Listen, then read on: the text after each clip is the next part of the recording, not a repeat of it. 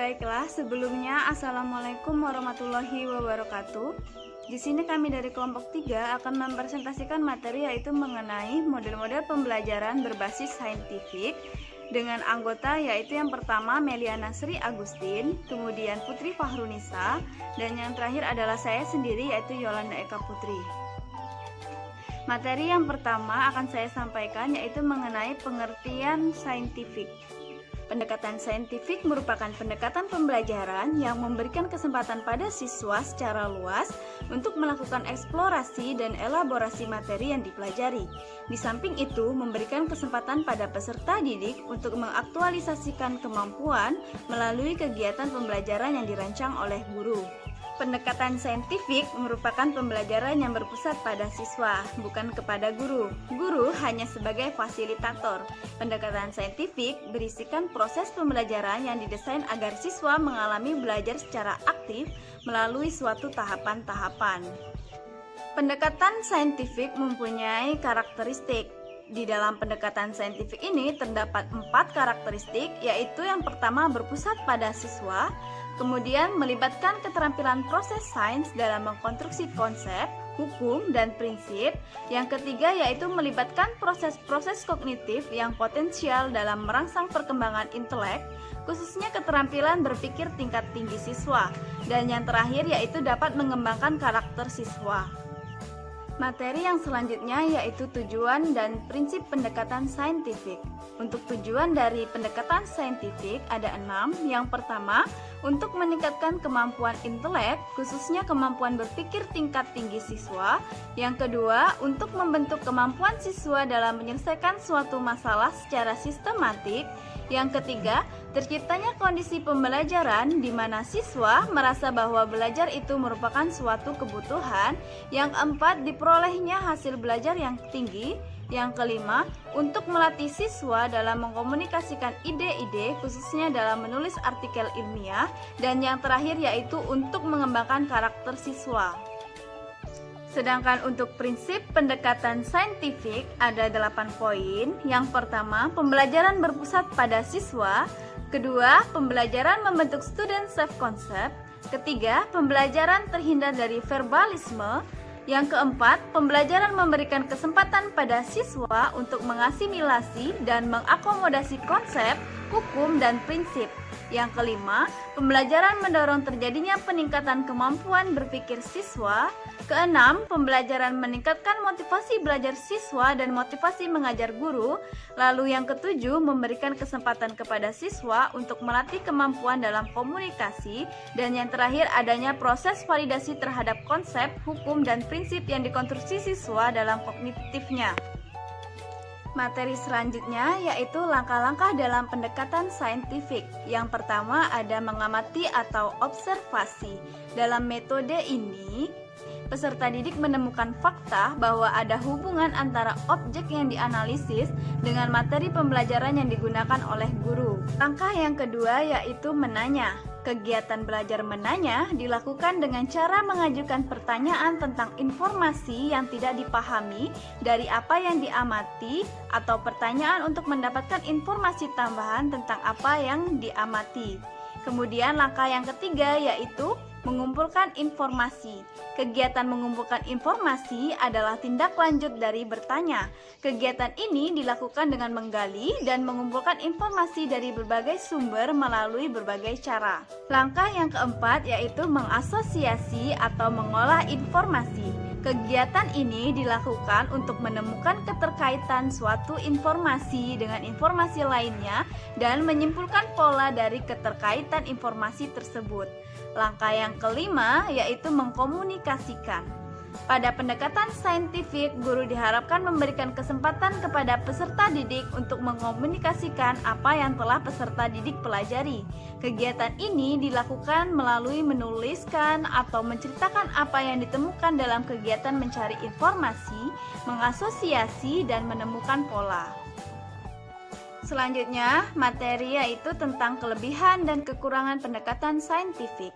Pendekatan saintifik mempunyai kelebihan yang pertama, memandu siswa untuk memecahkan masalah melalui kegiatan perencanaan yang matang, pengumpulan data, dan analisis data untuk menghasilkan kesimpulan.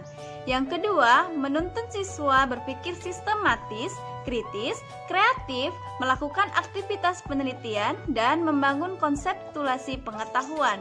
Kemudian yang ketiga yaitu membina kepekaan siswa terhadap problematika yang terjadi di lingkungannya. Yang keempat, membiasakan siswa menanggung resiko pembelajaran. Yang kelima, membina kemampuan siswa dalam berargumentasi dan komunikasi. Dan yang terakhir yaitu mengembangkan karakter siswa. Sedangkan untuk kekurangan dari pendekatan saintifik, yang pertama, dapat menghambat laju pembelajaran yang menyita waktu.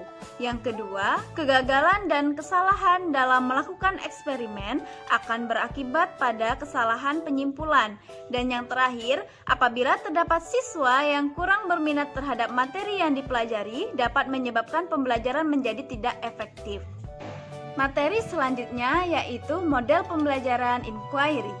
Inquiry adalah suatu proses untuk memperoleh dan mendapatkan informasi dengan melakukan observasi atau eksperimen untuk mencari jawaban atau memecahkan masalah terhadap pertanyaan atau rumusan masalah dengan menggunakan kemampuan berpikir kritis dan logis.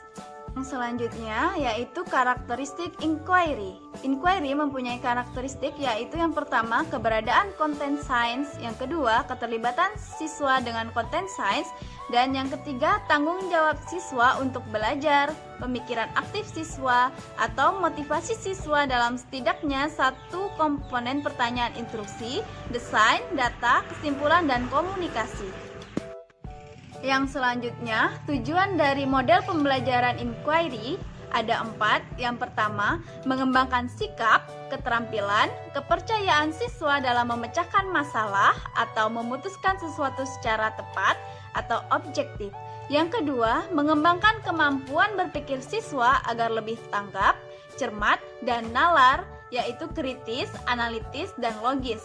Kemudian yang ketiga, membina dan mengembangkan sikap ingin tahu lebih jauh. Yang keempat, mengungkapkan aspek pengetahuan atau kognitif maupun sikap yaitu afektif. Selanjutnya yaitu prinsip model pembelajaran inquiry. Yang pertama yaitu berorientasi pada pengembangan intelektual. Pada pembelajaran inquiry berorientasi kepada hasil dan proses belajar karena tujuan utama pada model pembelajaran inquiry adalah untuk mengembangkan kemampuan berpikir siswa. Yang kedua, prinsip interaksi. Di dalam suatu proses pembelajaran terdapat interaksi antara guru dan siswa. Jadi di dalam hal ini peran guru adalah mengatur lingkungan belajar dan interaksi yang diharapkan terjadi. Yang ketiga yaitu prinsip bertanya. Kemampuan guru untuk menimbulkan pertanyaan pada siswa dan memberikan pertanyaan pada siswa mampu meningkatkan sikap kritis siswa dalam proses pembelajaran.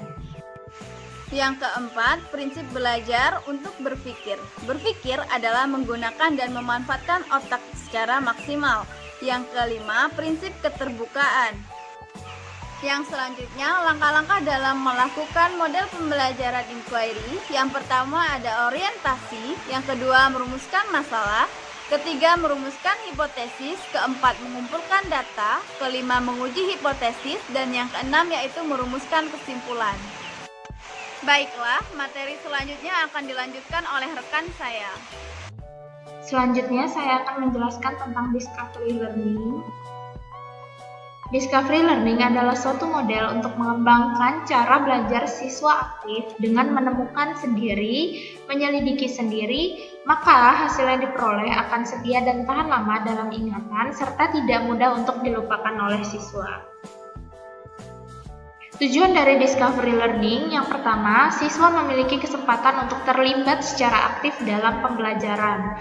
Selanjutnya, siswa menemukan pola situasi konkret maupun abstrak. Juga, siswa banyak meramalkan informasi tambahan yang diberikan.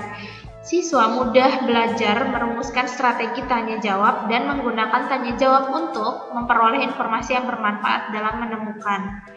Selanjutnya, siswa membentuk cara kerjasama yang efektif, saling membagi informasi, serta mendengar dan menggunakan ide-ide dari orang lain.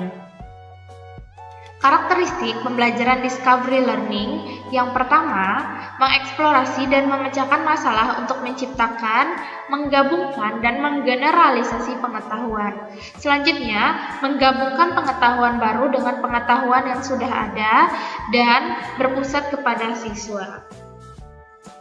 Kelebihan dan kekurangan discovery learning. Yang pertama, kelebihannya membantu siswa untuk memperbaiki dan meningkatkan keterampilan-keterampilan dan proses-proses kognitif. Selanjutnya, meningkatkan kemampuan siswa untuk memecahkan masalah. Berpusat kepada siswa dan guru berperan sama-sama aktif mengeluarkan gagasan-gagasan dalam pembelajaran discovery, mendorong keterlibatan keaktifan siswa. Sedangkan beberapa kekurangan dalam pembelajaran discovery learning yang pertama, untuk materi tertentu waktu yang tersita lebih banyak. Mengapa? Karena guru harus menerapkan sintak atau fase-fase dalam pembelajaran discovery learning, di mana sebelumnya biasanya masih menggunakan pembelajaran yang konvensional. Selanjutnya, tidak semua siswa dapat mengikuti pelajaran dengan cara ini. Ada siswa-siswa yang tertentu yang masih cocok dengan metode ceramah atau metode-metode yang lainnya. Tidak semua siswa mampu melakukan penemuan. Berikut merupakan sintak atau fase-fase dalam discovery learning. Yang pertama ada problem statement atau pernyataan atau identifikasi masalah. Pada tahap ini, guru memberikan kesempatan kepada siswa untuk mengidentifikasi sebanyak mungkin masalah yang relevan dengan bahan pembelajaran. Kemudian, salah satunya dipilih dan dirumuskan dalam bentuk hipotesis berupa jawaban sementara atas pertanyaan masalah tersebut. Selanjutnya adalah stimulation atau stimulasi berupa pemberian rangsangan yang dihadapkan kepada siswa untuk menimbulkan kebingungan atau pertanyaan-pertanyaan yang kemudian dilanjutkan untuk tidak memberi generalisasi agar timbul keinginan dalam diri siswa untuk melakukan penyelidikan sendiri. Selanjutnya adalah data collection atau pengumpulan data. Pada tahap ini berfungsi membuktikan benar atau tidaknya hipotesis yang telah dibuat pada problem statement, dan di sini siswa diberi kesempatan untuk mengumpulkan berbagai informasi yang relevan, baik dengan cara membaca literatur, mengamati objek, wawancara dengan narasumber, ataupun melakukan uji coba sendiri. Selanjutnya ada data processing atau pengolahan data. Pada tahap ini, data dan informasi yang telah diperoleh, baik melalui berbagai metode wawancara, observasi, dan sebagainya, selanjutnya akan ditafsirkan dan diolah, diacak, diklasifikasikan atau ditabulasi, bahkan dihitung dengan cara tertentu. Selanjutnya ada verification atau verifikasi pembuktian. Pada tahap ini, siswa melakukan pemeriksaan secara cermat untuk membuktikan benar atau tidaknya hipotesis yang ditetapkan dengan temuan alternatif dan dihubungkan dengan hasil pengolahan data. Selanjutnya yang terlahir adalah generalization atau di sini adalah menarik kesimpulan. Pada tahap ini, kesimpulan ditarik dan dijadikan prinsip umum dan berlaku untuk semua kejadian atau masalah yang sama dengan memperhatikan hasil dari verifikasi. Selanjutnya adalah problem-based learning. Di sini, pengertian problem-based learning adalah pembelajaran yang berbasis masalah yang pengajarannya bercirikan adanya permasalahan nyata sebagai konteks untuk para peserta didik belajar berpikir kritis dan keterampilan memecahkan masalah serta memperoleh pengetahuan. Karakteristik dari problem-based learning yang pertama adalah permasalahan menjadi starting point dalam pembelajaran. Selanjutnya, permasalahan yang diangkat adalah permasalahan yang ada di dunia nyata yang tidak terstruktur. Artinya, permasalahan apapun yang selagi itu terjadi di dunia nyata yang bisa kita rasakan secara real. Selanjutnya, permasalahan membutuhkan perspektif ganda, artinya tidak hanya dari satu perspektif atau satu sudut pandang saja. Belajar adalah kolaboratif, komunikatif, dan kooperatif. Pemanfaatan sumber pengetahuan yang beragam, penggunaannya dan evaluasinya sebagai sumber informasi merupakan proses yang esensial atau proses yang penting. Ciri-ciri problem-based learning. Yang pertama, dimulai dengan pemberian sebuah masalah. Selanjutnya, masalah yang disajikan berkaitan dengan kehidupan nyata. Siswa diberikan tanggung jawab yang maksimal dalam membentuk maupun menjalankan proses belajar secara langsung. Siswa dibentuk menjadi beberapa kelompok kecil. Siswa dituntut untuk mendemonstrasikan kinerja yang telah mereka pelajari. Kelebihan dan kekurangan dari problem-based learning. Yang pertama, kelebihannya adalah melatih siswa memiliki kemampuan berpikir kritis, kemampuan memecahkan masalah, serta membangun pengetahuannya sendiri. Selanjutnya, terjadinya peningkatan dalam aktivitas ilmiah siswa. Di sini karena siswa berusaha memecahkan masalah, mulai dari mengidentifikasinya, mencari jawaban sementara, dan proses ilmiah lainnya. Selanjutnya, mendorong siswa melakukan evaluasi atau menilai kemajuan belajarnya sendiri. Siswa belajar melalui berbagai sumber-sumber pengetahuan yang relevan. Siswa lebih mudah memahami suatu konsep jika saling mendiskusikan masalah yang dihadapi dengan temannya. Sedangkan problem-based learning juga memiliki beberapa kekurangan yang kami rangkum. Yang pertama adalah problem-based learning tidak dapat diterapkan pada setiap materi pelajaran. Ada bagian guru yang berperan aktif dalam menyajikan materi. Problem-based learning juga cocok untuk pembelajaran yang menuntut kemampuan tertentu yang kaitannya dengan pemecahan masalah. Selanjutnya, dalam satu kelas yang memiliki tingkat keragaman siswa yang tinggi akan terjadi kesulitan dalam pembagian tugas. Berikut merupakan sintak dalam problem-based learning. Yang pertama adalah orientasi peserta didik kepada masalah. Di sini menjelaskan tujuan pembelajaran, menjelaskan logistik atau alat bahan apa saja yang diperlukan, dan memotivasi peserta didik yang terlibat dalam aktivitas pemecahan masalah. Selanjutnya ada mengorganisasikan peserta didik. Di sini, membantu peserta didik mendefinisikan dan mengorganisasikan tugas belajar yang berhubungan dengan masalah pada orientasi masalah tadi sebelumnya. Selanjutnya, membimbing penyelidikan individu atau kelompok. Mendorong peserta didik untuk mengumpulkan informasi yang sesuai, melaksanakan eksperimen untuk mendapatkan penjelasan atau pemecahan masalah. Selanjutnya, mengembangkan dan menyajikan hasil karya. Di sini, membantu peserta didik dalam merencanakan dan menyiapkan karya yang sesuai seperti laporan, dan membantu mereka untuk membagi tugas dengan temannya. Dan yang terakhir, menganalisa dan mengevaluasi proses pemecahan masalah. Di sini, peserta didik dibantu untuk melakukan refleksi atau evaluasi terhadap penyelidikan yang telah mereka lakukan dan proses-proses apa saja yang mereka gunakan selama penyelidikan. Saya akan mempresentasikan tentang project-based learning. Selanjutnya yaitu tentang pengertian project-based learning. Menurut Grant, tahun 2002 mendefinisikan project-based learning atau pembelajaran berbasis proyek merupakan model pembelajaran yang terpusat pada peserta didik untuk melakukan suatu investigasi yang mendalam terhadap suatu topik. Peserta didik secara konstruktif melakukan pendalaman pembelajaran dengan pendekatan berbasis riset terhadap permasalahan dan pertanyaan yang berbobot, nyata, dan relevan. Baiklah, selanjutnya tentang karakteristik project-based learning. Yang pertama, siswa membuat keputusan tentang kerangka kerja. Yang kedua, siswa mendesain proses untuk menentukan solusi atas permasalahan atau tantangan yang diajukan. Yang ketiga, siswa secara kolaboratif bertanggung jawab untuk mengakses dan mengelola informasi untuk memecahkan masalah. Lalu, siswa secara berkala melakukan refleksi atas aktivitas yang sudah dijalankan. Yang kelima, produk akhir aktivitas belajar akan dievaluasi secara kualitatif.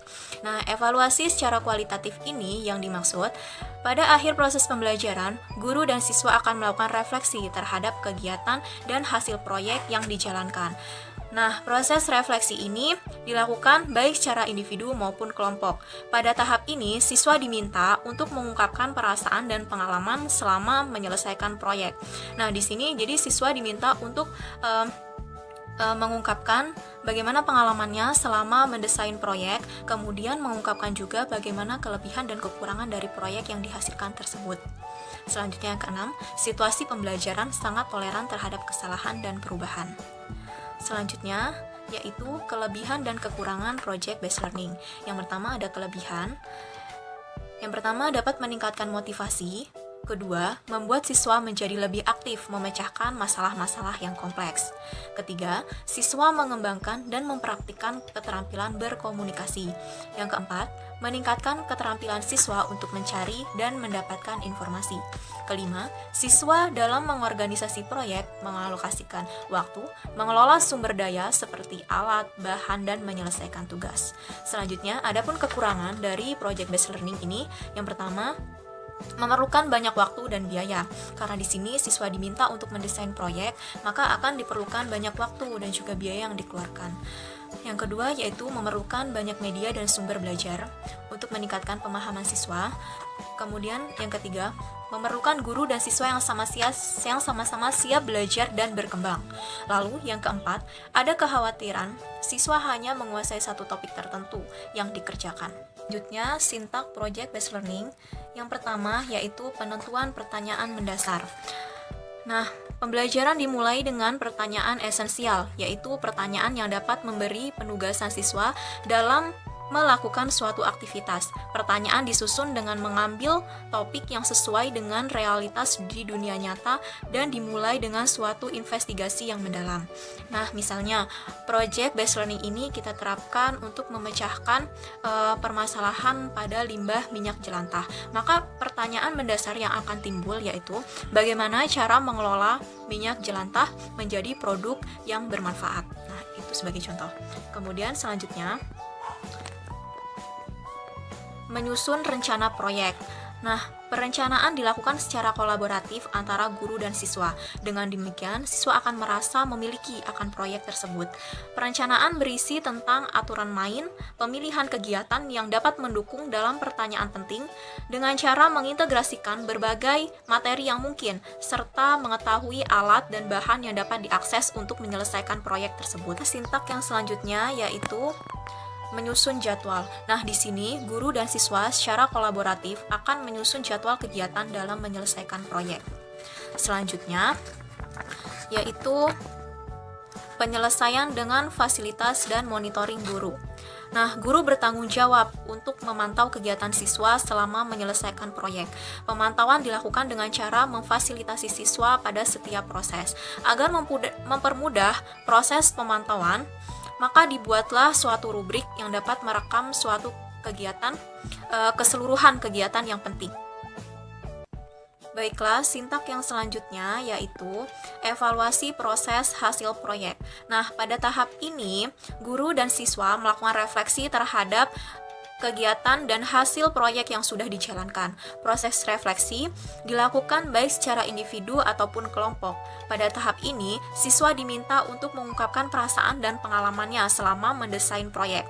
Nah, siswa juga diminta untuk mengungkapkan kekurangan dan kelebihan proyek yang sudah mereka hasilkan. Baiklah, selanjutnya kesimpulan. Yang pertama, langkah-langkah pendekatan saintifik dalam proses pembelajaran meliputi mengamati, menanya, mencoba, mengolah data, dilanjutkan dengan menganalisis, menalar, dan menyimpulkan, serta menyajikan data atau informasi, lalu mengkomunikasikan. Selanjutnya yang kedua, model-model pembelajaran yang diharapkan dapat membentuk perilaku saintifik, yaitu model pembelajaran melalui penyingkapan atau penemuan, atau yang dikenal dengan discovery atau inquiry learning.